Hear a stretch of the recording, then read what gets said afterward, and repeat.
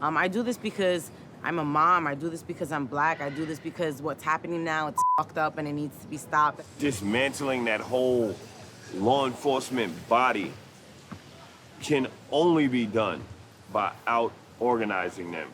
Can only be done by out-strategizing them. I'm Shabana Newsome. My name is Nupol Kiazolu. My name is Hulk Newsome. I'm Kim Ortiz. My name is Jose LaSalle. My name is Prince Hakeem. And I Copwatch.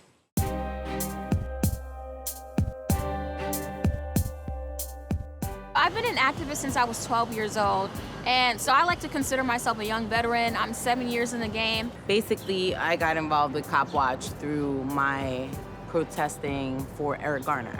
Well, I've been doing it since 2011, so it's been like almost 8 years that I've been doing Copwatch. I don't leave my house without this uniform on, without my Copwatch shirt on. When I went into law school, I was originally thinking about becoming a corporate lawyer, but two classes touched my heart: criminal law, constitutional law.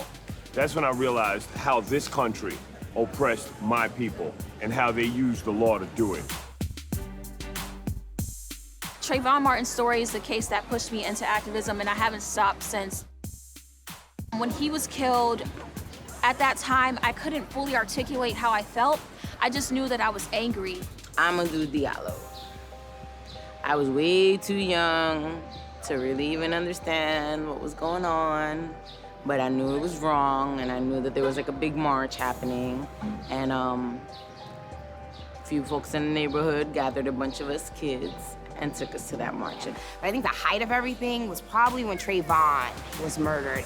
My brother and I, we stormed the bridge, the Brooklyn Bridge, and we had a huge banner, and we just started walking. We thought it was like 10 people behind us, and we turned around. It was about 1,000. Activism started from watching the news, like everyone watched it played out, and getting up and doing something about it, saying, I can't sit down on this. I have to go and raise my voice and make a little noise. So my whole purpose for being on this planet is to fight for the liberation of black people. So it hasn't just been one moment that changed my life or brought me into activism, but a series of events. To monitor cop behavior, the most important thing is having a cell phone that records. Most people don't know that your cell phone acts as a body cam. So if you were to put your cell phone in between you and an officer, they cannot knock that out of your hand. I cop watch every single day. No matter if I'm working, I stop what I'm doing. I walk around with a body cam to make sure I'm getting footage while I'm working, even if they're doing a stop or something. Keep a safe distance. And when you're recording the cops, have your phone at your chest like this so they don't think it's anything. And if you see somebody that's being harassed by the cops, let them know that, hey, I'm here for you, I see you, and I'm gonna stay here until everything is over. So if you're out and you feel like you're being harassed by the cops, number one is if you're stopped and they're asking you for ID, legally, you do not have to show an officer ID unless you have committed a crime or unless they suspect you committed a crime, in which case they have to tell you. If we're going to monitor police, we need to know how far and how much distance we should give each other from police. Definitely record every incident that you get involved with. From just getting locked up, I started meeting so many different great organizations. And so that's what got me into it, like giving back. Like now I gotta serve the community. Like you gave me what I need, now I'm gonna serve the community. Activism is just, will be with me forever. When I go into politics, I'm taking it with me. It's not something that I can stray away from. It's my passion. I know this is why God put me on this earth. I do this because I'm a mom. I do this because I'm black. I do this because what's happening now, it's fucked up and it needs to be stopped. I do this because shows like Cops have been on for how long, and like we've never, ever had anything like this, and it's about time that people know that we exist, and it's about time that people know that all you need to do to be a cop watcher is have a phone and stop and film when you see cops harassing people. Activism, like anything that you love, it gets exhausting.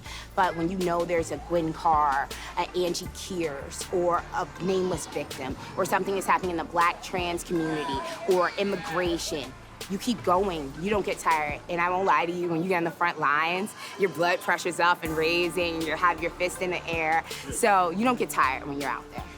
It's all the sacrifices. It's a labor of love. Fighting for the rights of black people is thankless, one. You don't get many wins. You're confronted with opposition from all around you, disunity from within the people. My life here on this planet is that of a servant. But what I want to show people is that you don't have to be Hawk doing this 24 hours a day. But if you took a couple hours a week and you were to connect with some of your friends and you figured out messaging and the issues that you want to fight for, you can organize, you can be effective. If the cops are bothering you in your neighborhood, you can Copwatch.